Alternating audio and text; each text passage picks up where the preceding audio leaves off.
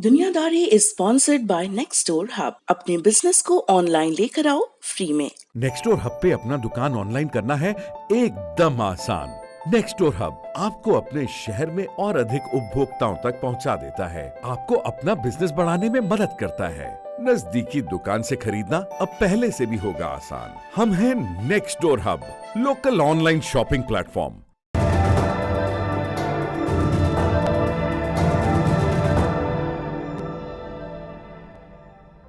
नमस्ते, मेरा नाम सौरभ द्विवेदी है और आप लल्लन टॉप का ग्लोबल न्यूज़ बुलेटिन दुनियादारी देख रहे हैं। आज की कहानी की शुरुआत होती है जनवरी 2019 से, जब एक रोज़ 27 साल की बेम को चर्च में नौकरी मिलती है। बेम चर्च के मुख्य पादरी ब्यूएना कोसा की असिस्टेंट सेक्रेटरी थी। इस नौकरी का एक बोनस भी था। बेम की 4 बरस की बेटी उसी चर्च के कंपाउंड में बच्चों के लिए बने एक प्री स्कूल में पढ़ती थी। अब वो दिन भर बेम की आंखों के सामने रहने वाली थी। बेम और उनके पति नोनाई इस बात से बड़ी राहत महसूस कर रहे थे। नौकरी ज्वाइन करने के बाद बेम की दिनचर्या सेट हो गई। बेटी सुबह 10 बजे तक स्कूल में रहती, वहाँ छुट्टी होने पर माँ के पास उनके दफ्तर में आ जाती। वहाँ कभी माँ के मोबाइल से खेलती, कभी इधर उधर दौड़ लगाती। ब्यूएना कोसा यानी चर्च के मुख्य पादरी को भी बच्ची से बहुत लगाव था। उन्होंने बच्ची को छुटपन से ही देखा था, बल्कि फादर ब्यूएना कोसा ही थे जिन्होंने उस बच्ची को बैप्टाइज किया था। बैप्टाइज करना माने किसी को ईसाई धर्म में औपचारिक रूप से शामिल करना। ईसाई परिवारों में जब बच्चा बहुत छोटा होता है तब उसे पादरी के हाथों बैप्टाइज करवाने की परंपरा है। फादर ब्यूएना कोसा कई बार बेम से कहते, बच्ची को थोड़ा घुमा कर लाता हूँ। फिर वो बच्ची को साथ लेकर कमरे में चले जाते। वापस लौटते तो बच्ची के हाथ में टॉफियाँ होती। टॉफ़ी, चॉकलेट ज़्यादातर बच्चों की कमज़ोरी होती है। इस बच्ची को भी वो बहुत पसंद थे। लेकिन जाने क्या बात थी कि फादर ब्यूएना कोसा के पास से लौटने के बाद कई बार वो अकेले बैठकर रोती। वजह पूछने पर कोई जवाब नहीं देती। कई बार ऐसा भी होता कि फादर ब्यूएना कोसा को आसपास देखकर वो घबराने लगती। बेम को लगता फादर बच्चों के साथ मस्ती मजाक करते हैं, शायद इसलिए बच्ची थोड़ा हिचकती हो। फिर आई 22 फरवरी 2019 की सुबह। बेम को नौकरी करते हुए लगभग 2 महीने होने वाले थे। शुक्रवार का दिन था। दफ्तर से लौटकर शाम के समय बेम अपनी बिटिया को नहला रही थी। अचानक उनकी नज़र पड़ी और वो समझ गई किसी ने बच्ची के साथ गलत हरकत की है। उन्होंने बच्ची से पूछा, क्या किसी ने उसे छुआ है? बच्ची रोने लगी। पहले तो उसने कोई जवाब नहीं दिया, फिर बहुत समझाने और फुसलाने के बाद बच्ची ने सुबकते हुए नाम लिया, फादर ब्यूएना कोसा। बेम की 4 बरस की बच्ची एक पादरी की शैतानियत का शिकार हुई थी। कहाँ का है ये मामला?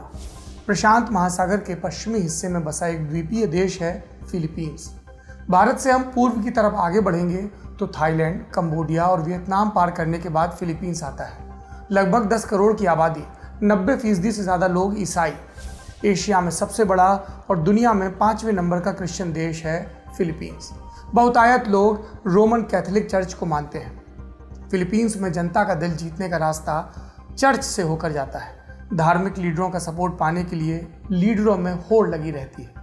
जाहिर है कि जो लीडर चर्च से समर्थन पाकर सत्ता में आएगा वो चर्च के खिलाफ जाने की हिमाकत कभी नहीं करेगा, फिर चाहे मामला चर्च के लोगों द्वारा किए जा रहे यौन शोषण जितना गंभीर क्यों ना हो। बीते दशकों में कितनी बार ही ऐसे शोषण के मामले सामने आए। जिस किसी ने भी न्याय पाने की कोशिश की वो अकेला पड़ गया। समाज का बहिष्कार, चर्च की धमकियाँ, चर्च सपोर्टर्स की आक्रामकता, सिस्टम की उदासीनता और चर्च पर नर्म न्यायपालिका। ऐसे में कैसे मिलेगा न्याय? 22 फरवरी 2019 की उस शाम बेम के आगे भी यही सवाल थे। उन्हें लगा कि पाँव के नीचे की जमीन खिसक गई। उस रात ना वो सो पाई, ना अपने पति से इस बारे में कुछ कह पाई। अगली सुबह ब्यूएना कोसा का सामना करने के इरादे से बेम बच्ची को साथ लेकर दफ्तर पहुंची। उन्होंने पादरी को घेरा, लेकिन वो खुद को निर्दोष बताता रहा। चर्च में बेम और ब्यूएना कोसा के बीच जो बहस हुई उसे वहां मौजूद कुछ और लोगों ने भी देखा। इनमें से एक पुलिस अधिकारी थे। उन्होंने कार्डिफ सिटी के चीफ पुलिस इंस्पेक्टर बर्ट मैन्स्यूटो तक खबर पहुंचाई। बर्ट ने तत्काल कुछ पुलिस वालों को चर्च भेजा।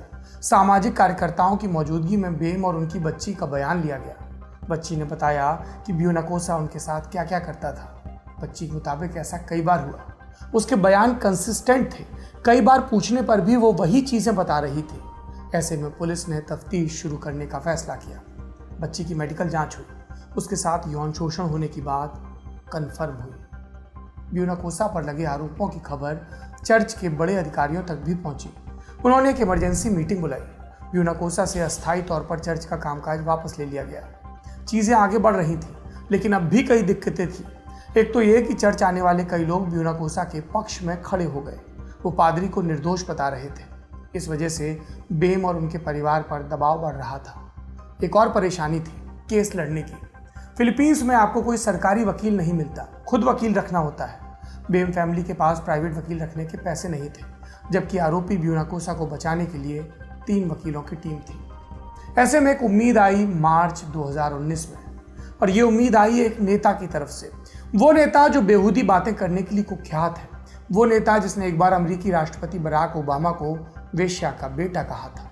वो नेता जिसने एक बार एक रेप सर्वाइवर के लिए कहा था कि वो इतनी सुंदर थी, काश उसका बलात्कार सबसे पहले मैं कर दूं। किसकी बात कर रहे हैं हम बात कर रहे हैं फिलीपींस के राष्ट्रपति रोड्रिगो दुतेर्ते की।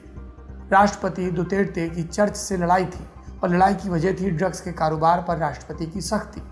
दुतेर्ते ने सत्ता संभालने के बाद ड्रग्स कारोबार के खिलाफ जंग छेड़ी। इसमें लगभग 27,000 लोग मारे गए। कई निर्दोष भी थे, कम उम्र के बच्चे भी। दुतेर्ते की क्रूरता के खिलाफ उठी आवाजों में चर्च भी शामिल था, और इसी को लेकर दोनों में ठन गई। दुतेर्ते पहले राष्ट्रपति थे फिलीपींस के जिन्होंने चर्च के साथ कोई करीबी नहीं दिखाई।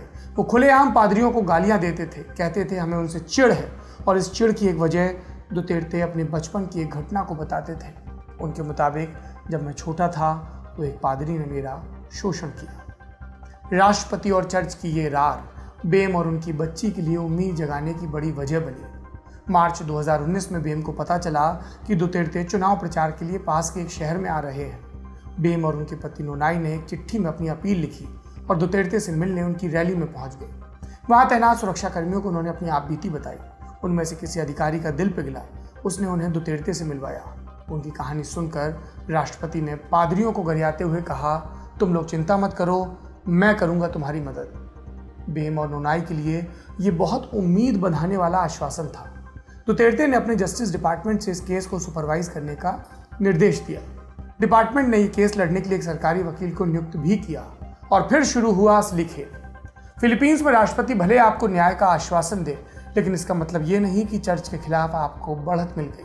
अभी कई चुनौतियां बाकी थी, ऐसी चुनौतियां जिसमें बचाव पक्ष उस 4 साल की बच्ची का चरित्र हनन करने वाला था, उसके उठने बैठने के तरीके पर उंगली उठाने वाला था, कहने वाला था कि बच्ची ऐसे बैठती थी कि उसकी जांघें नजर आती थी। आरोपी पादरी कोर्ट में गवाही देने वाला था कि बच्ची का परिवार झूठ बोल रहा है, पादरी को फंसा रहा है। चर्च के वो अधिकारी जो शुरू में ब्यूनाकोसा को लानतें दे रहे थे, वो भी अब चर्च की प्रतिष्ठा के नाम पर उसके साथ हो जाने वाले थे।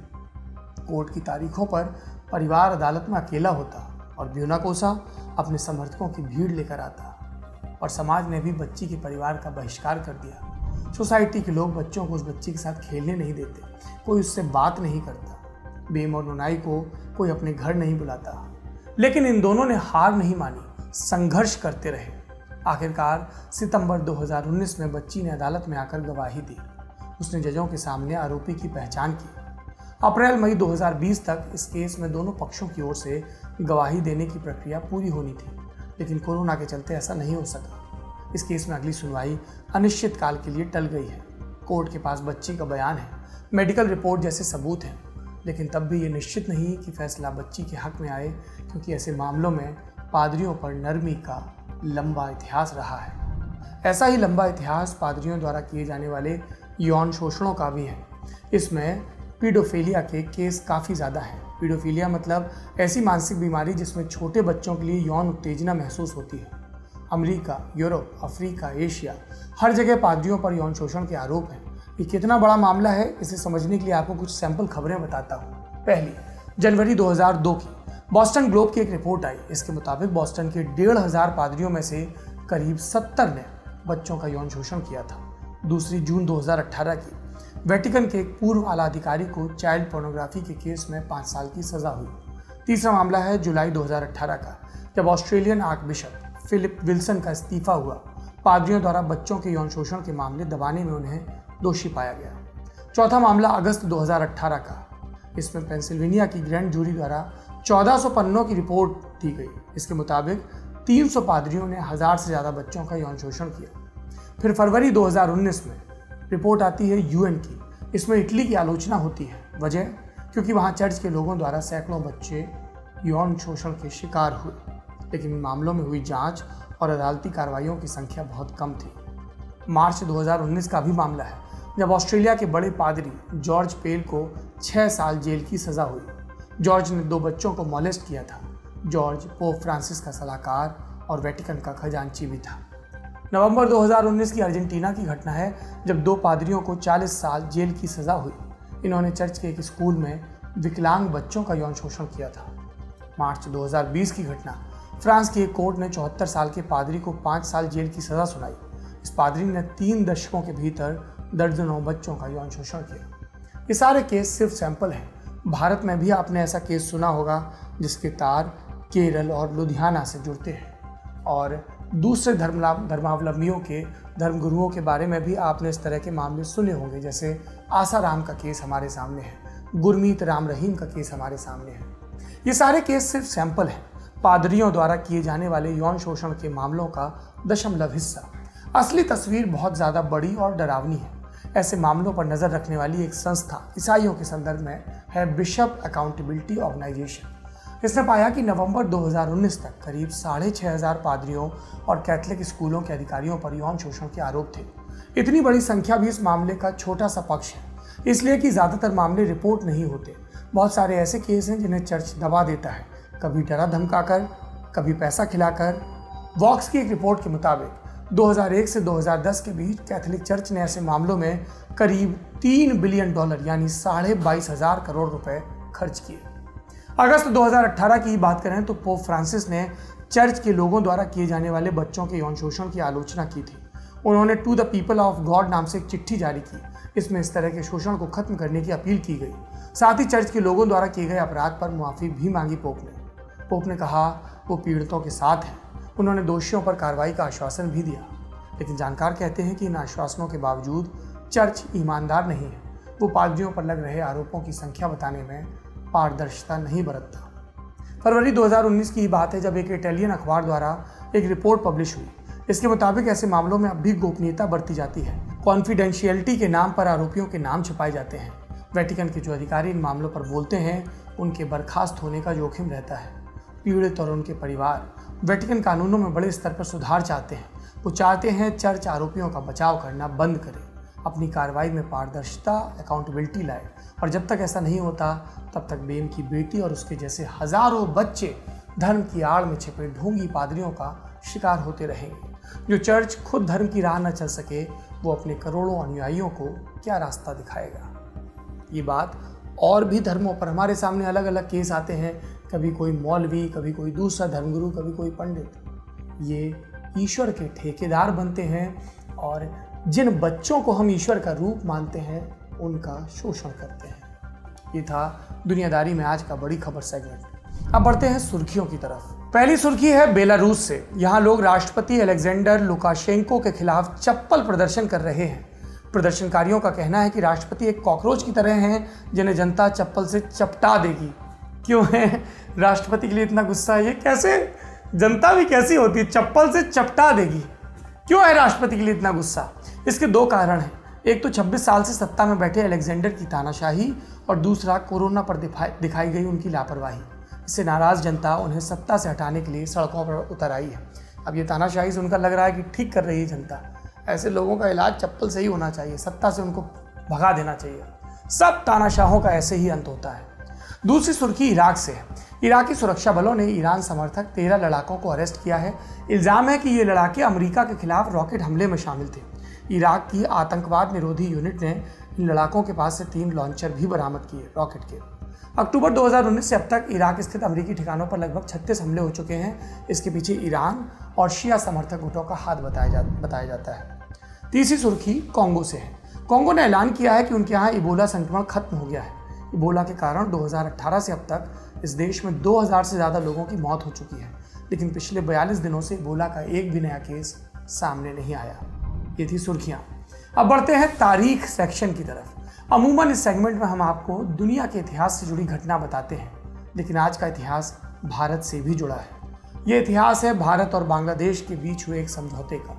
आज से 28 बरस पहले यानी 26 जून 1992 को भारतीय भूभाग में पड़ने वाला 3 बीघा गलियारा बांग्लादेश को लीज पर दिया गया था। ये गलियारा बांग्लादेश को उसके दहग्राम अंगरपोटा इलाके से जोड़ता है। एन्क्लेव माने जमीन का ऐसा टुकड़ा जो चारों तरफ विदेशी जमीन से घिरा हो। इसे यूं समझिए कि आप नागरिक तो बांग्लादेश के हैं, लेकिन आपको बांग्लादेश मेनलैंड में जाने के लिए भारत की जमीन से होकर गुजरना पड़ेगा। जैसे बांग्लादेश के लोगों को दहग्राम अंगरपोटा जाने के लिए 3 बीघा गलियारे की जरूरत थी, और ये 3 बीघा गलियारा भूभाग था पश्चिम बंगाल का। वहाँ पर कूच बिहार नाम का जिला है, जहाँ पर मेखलीगंज ब्लॉक के दक्षिण पूर्वी हिस्से में ये जगह पड़ती है। इस 3 बीघा गलियारे की हिस्ट्री जुड़ी है 1971 के बांग्लादेश युद्ध से, भारत पाकिस्तान युद्ध से, जिससे बांग्लादेश बना। वो साल जब पूर्वी पाकिस्तान एक आज़ाद देश बना, जिसे हम बांग्लादेश के नाम से जानते हैं। उस समय सीमा के दोनों तरफ इस तरह के करीब 200 एन्क्लेव थे। इनमें ज़्यादातर भारत की ज़मीन पर थे, जो कि बांग्लादेश के इलाकों से घिरी हुई थी।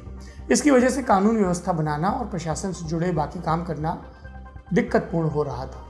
इसे सुलझाने के लिए 1974 में भारत और बांग्लादेश के बीच एक समझौता हुआ, इंदिरा गांधी और तत्कालीन बांग्लादेशी लीडर शेख मुजीबुर रहमान के बीच। इस समझौते को लेकर भारत में तब बड़ा विरोध हुआ, और इसकी वजह यह थी कि 1974 के लैंड बाउंड्री एग्रीमेंट में बांग्लादेश जितनी ज़मीन भारत को देता, उससे ज़्यादा ज़मीन भारत को देनी थी। इस बात पर काफ़ी राजनीतिक असहमतियाँ थीं, इसलिए शुरुआत में इस समझौते को लेकर काफ़ी ठंडापन था भारत में। समझौते के 18 साल बाद पहली बार 3 बीघा कॉरिडोर पर बांग्लादेशियों को मूवमेंट करने की इजाज़त मिली, वो भी सीमित घंटों तक। 2011 में आकर मूवमेंट का दायरा बढ़ाया गया। इस समझौते पर संविधान की मुहर लगी मई 2015 में, जब भारतीय संसद ने 119वां संशोधन उसको मंजूरी दी। ये था दुनियादारी में आज का एपिसोड। अब मैं चलता हूँ, फिर मिलेंगे एक नए हफ्ते में एक नई खबर के साथ। आखिरी में हमेशा की तरह हमारी लटक यानी इंस्टाग्राम पर लल्लन टॉप की नई पहल, उसकी ये पेशकश। आओगे जब तुम हो साजना, अंगना फूल खिलेंगे, बरसेगा सावन,